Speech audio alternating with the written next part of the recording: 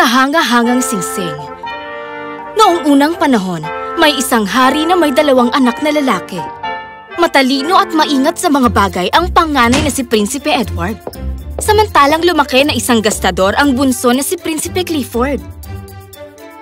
Rubus, dalhin mo dito ang mga alahas. Kamahalan, sadyang ginawa ko ang mga singsing na ito para sa'yo. Sadyang kahanga-hanga ang mga ito. Ito ang bahid ko. Aba, maraming salamat, kamahalan. Kakailanganin pa natin ng 100 pang gintong barya. Ganun ba? Sige. Kuya, hihiram sana ako na 100 gintong barya. Pero kabibigay lang sa atin ay ama ng tig-1,000 gintong barya. Nagastos ko na lahat. Naubos mo na. Pero wala pang 1 oras yon, Clifford. Kuya, may naghihintay pa sa akin. Alam mo, kailangan mong makita ang mga singsing at pulseras na ginawa niya. Halika, bumili ka na rin sa kanya. Ay nako, ano ko ba naman, Clifford? Pahiramin mo na ako ng pera, kuya. Pakiusap. Mga prinsipe tayo, di ba? Hindi tayo nauubusan ng ginto.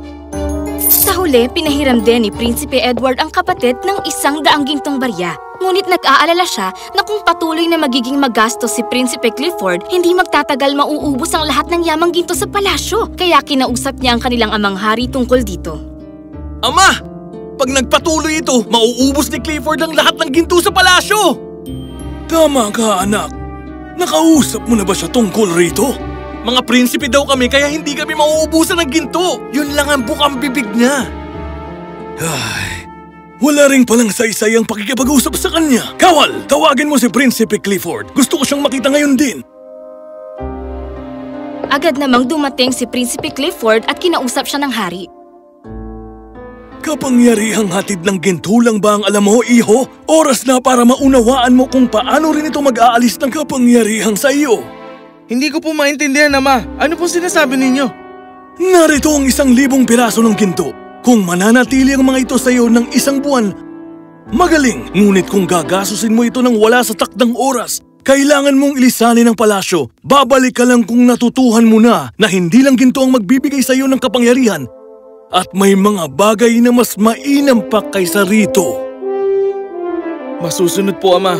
Binigyan nga ng hari si Prinsipe Clifford ng 1,000 gintong barya na agad namang inubos at ginastos ng prinsipe sa loob lang ng ilang araw. Tulad ng napagkasunduan, kailangan niyang umalis sa palasyo nang walang anumang dala kundi 4 na gintong barya na bigay ni Prinsipe Edward. Ama, wala na po bang ibang paraan? Makakabuti yun para sa kanya. Mabuti ang puso ni Clifford. Ang kabutihan ng kanyang puso ang poprotekta sa kanya at gagawin siyang matalinong prinsipe. Narating na ni Prinsipe Clifford ang hangganan ng kanilang kaharian. May bigla siyang narinig na tunog doon.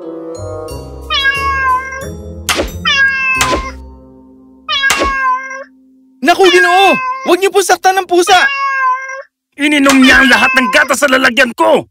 Anong iinumin ko ngayon? Puro na lang problema ang dala ng pusang to! Bibilhin ko na lang po ang pusa. Magkano po ba? 1 gintong barya lang sapat na. Narito po. Kaibigan, malaya ka na ngayon. Wala naman nanakit pa sa'yo. Gusto kong sumama sa'yo! Ganun ba? O sige, pero wala akong maibibigay sa'yo, ha? May mabuti kang puso at sa tingin ko, sapat na yun, meow! Sa kanyang paglalakbay, napadpad ang prinsipe sa isang bukirin kung saan nakita niya ang isang galit na magsasaka. Ikaw! Pasaway na aso ka! Huwag, sandali!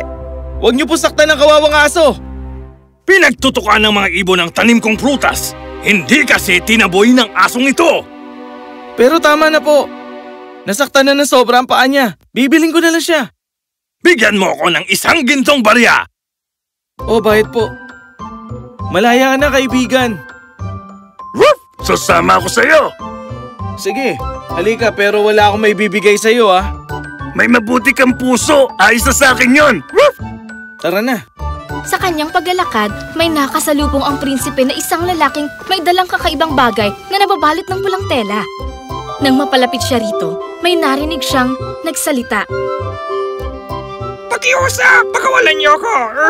Teka, anong nasa loob ng bagay na yan? Ano ba pakialam mo, ha? Sino ka ba? Gusto ko lang makita kung ano yan. Palayain mo ang loro.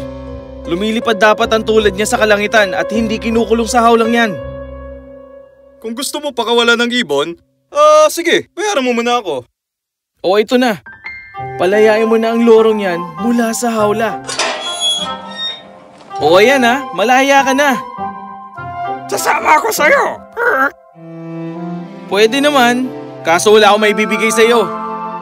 Sapat na ang kapatihan ng iyong puso. Halika! Patuloy na naglakbay ang prinsipe kasama ang mga bagong kaibigan. Sa pagkakataong yun, nakatagpo sila ng isang tagapag-alaga ng ahas. Gusto niyo bang makita ang aking palabas? Hindi ko nakakayanin pa. Iligtas niyo ako. Aba kaibigan, hindi naman yata tama na ikulong ang ahas na yan sa sisidlan. Pakawalan mo na siya. Papalayain ko ang ahas kung bibigyan mo ako ng isang pirasong gintong barya. Ito po. O sige na kaibigan, malaya ka na ngayon.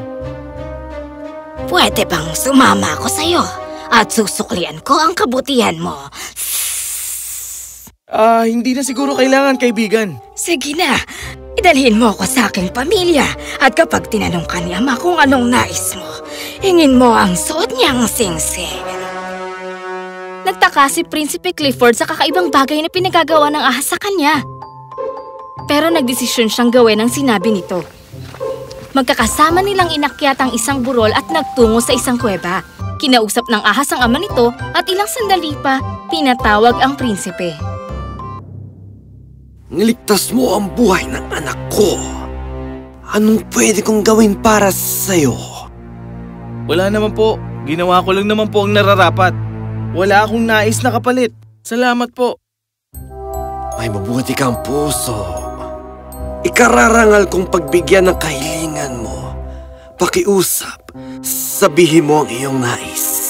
Pwede ko po bang hingin na lang sa inyo yung singsing? Hindi pa kailanman nawalay sa akin ang aking singsing. Ngunit ang pangako ay pangako. Kunin mo ito. Mag-ingat ka sa mangkukulam. Matagal na niya itong gustong makuha.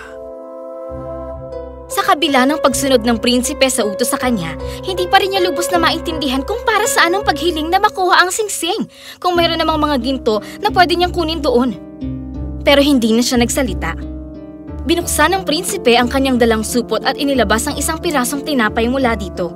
Ngunit naisip niyang baka nagugutom din ang mga kakaibang hayop kaya ibinigay niya ito sa kanila. Alam nyo, di naman talaga ako gutom eh. Sa inyo na lang ang tinapay na ito. Bakit hindi mo subukan ang singsing? Pero singsing yun. Hindi naman yun nakakaluto ng pagkain. Humiling ka. Ng pagkain? Nang kahit anong gusto mo. Sa ngayon, pagkain ang hilingin mo. Teka nga. Gusto ko ng matatamis na pagkain. Puding para sa akin, strawberry at cream para sa pusa, mga prutas at butil para sa loro, at mga biskwit para naman sa aso. At sa'yo naman? Tapos na akong kumain. Salamat. Gusto ko ng... Narito na mga pagkain. Mukhang masasarap to ah. Gawin mo lang ang ginawa ko. Ingatan mo ang mahiwagang singsing at makakahiling ka dito ng kahit ano. Maraming salamat, kaibigan. Patuloy nga naglakbay ang prinsipe kasama ang mga kaibigang hayop. Wala silang pangamba dahil nasa kanila ang kahangahangang singsing. Kaya nitong ibigay ang pagkain, tirahan, pananggalang sa malalamig na gabi. Lahat! Hanggang sa makarating sila sa isang bagong kaharian. Isang kakaibang anunsyo ang narinig nila pagpasok sa tarangkahan nito. Ipinapaalam ng hari sa bawat isa na kung sino man ang makapagpatayo ng palasyong gawa sa ginto ay siyang pakakasalan ng prinsesa. Aba, kakaibang anunsyo yun ha. Maaari isa itong klase ng sumpa sa hari. At bakit naman siya magbibigay ng isang hamon imposibleng magawa? Isa ngang sumpa para mapasakin ng singsing. Sa kapangyarihang taglay ng singsing, kayang-kayang gawin ng prinsipe ang pagsubok ng hari. Nagtungo siya sa hari at sinabing itatayo niya ang hiling nitong palasyo. Huwag po kayong mag-alala. Magagawa ko po ang pagsubok ninyo. Sigurado ka ba dyan? Opo, kamahalan. At dinala nga ang prinsipe sa talampasigan kung saan natulog siya ng mahimbing magdamag. Nag-alala ang lahat sa kanya, pero pagsapit ng bukang liwayway, gumising ang prinsipe. Humiling siya sa kanyang singsing at bigla na lang lumabas ang isang maganda at ginintuang palasyo sa gitna ng dagat. Nakita ito ng bruha na nooy nakabalat kayong kawal. Ang singsing, sabi ko na nga ba, wala nang hahadlang sa akin para makuha yun. Noon nga ikinasal ang prinsipe at prinsesa. Namuhay sila ng masaya sa ginintuang palasyo. Gumawa naman ang bruha ng plano para makuha ang singsing. Ito na ang pagkakataon! Nag-anyong matandang ginang ang bruha at nagpanggap na naliligaw sa gitna ng dagat. Pinatuloy naman siya ng mabait na prinsesa sa kanilang palasyo.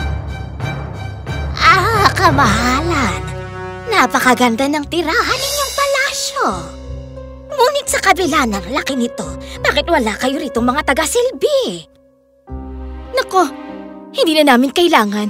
May mahiwagang singsing ang aking asawa na kayang gawin ang lahat para sa amin. Ay, nais kong makita ang singsing, iha. Dali! Kung hindi mo mamasamain. Lagi pong dala-dala ng asawa ko ang singsing. Kung nais niyo po itong makita, hintayin po ninyo ang pagdating niya. Siguradong mahihirapan akong makuha ang singsing sa prinsipe. Kailangan kong mabago ang plano. Hindi, iha. Marapat lang naman natili sa'yo rito ang singsing. Bakit po? Ay, paano kung mawala ito sa dagat? Hindi ba't mas ligtas ito sa palasyo sa pangangalaga ninyo, iha? Oo nga naman. Kakausapin ko po siya pagbalik niya dito. Kinagabihan, nakiusap ang prinsesa sa prinsipe na kung maaari siya na ang magtago ng singsing. Pumayag naman ito. Pagsapit ng umaga, naglayag na nga ang prinsipe pero hindi niya nadala ang singsing. Nakita ito ng bruha at nang makitang nag-iisa na lang ang prinsesa, bumalik siya sa kanyang tunay na anyo at agad na inagaw ang singsing mula sa prinsesa. Sa wakas, matagal na panahon na ang hinintay ko makuha ka lang. Ay sinumpa ko ang kahariang ito para makita ka. Napasa kamay na kita. At hindi malalaman ng asawa mo ang mga nangyari rito.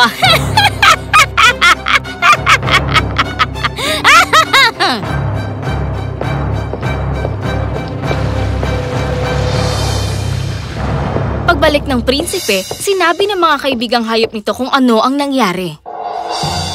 Alam ko kung saan niya dinala ang prinsesa! Tayo na, bilisan natin! Ngunit hindi ligtas ang pumunta ron.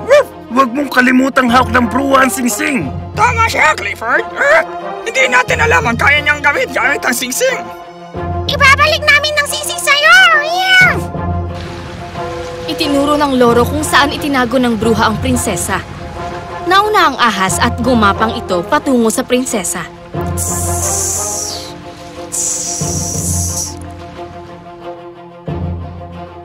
Makiusap ka na keso ang ihain sa'yo mamayang hapunan.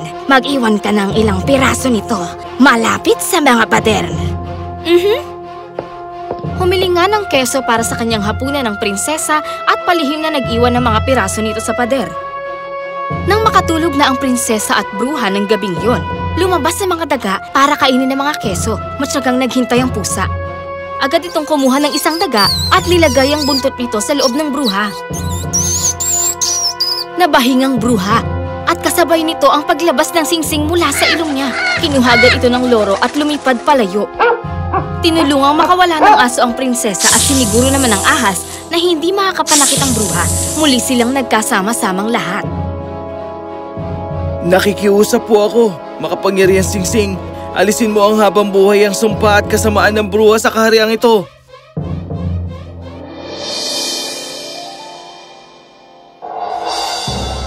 Naunawaan ko na ang sinabi ng aking ama. Ano yun? Lahat ng ginto at yaman sa mundo ay meron ako. Pero di ko magagawang protektahan ng mga yon. Ang aking mga kaibigan at hindi ang aking pera ang tumulong sa akin. Buong buhay ko dahil isa akong prinsipe. Binigyang halaga ko lang ang mga bagay na nabibili ng pera at hindi ang mga taong nagmamahal sa akin. Walang anumang halaga ang makakatumba sa kasiyahang dulot ng aking mga kaibigan. Habang buhay ko itong ipagpapasalamat. Maraming salamat talaga sa inyong lahat. Narito kayong mga kaibigan ko, kasama na rin ang aking kuya at ang aking ama. Hindi ko kailangan ng maraming salapi. Kunin mo ito at ibalik sa iyong ama. Sa kanya na lamang ito. At sa wakas, bumalik nga sa kanilang kaharian si Prinsipe Clifford na mas matalino at karapat-dapat. Natutuhan rin niya ang pahalagahan ng mga bagay sa buhay niya. Namuhay siyang kasama ang kanyang ama at kapatid, mga kaibigang hayop at ang kanyang prinsesa. Namuhay sila ng payapa at lubos na masaya.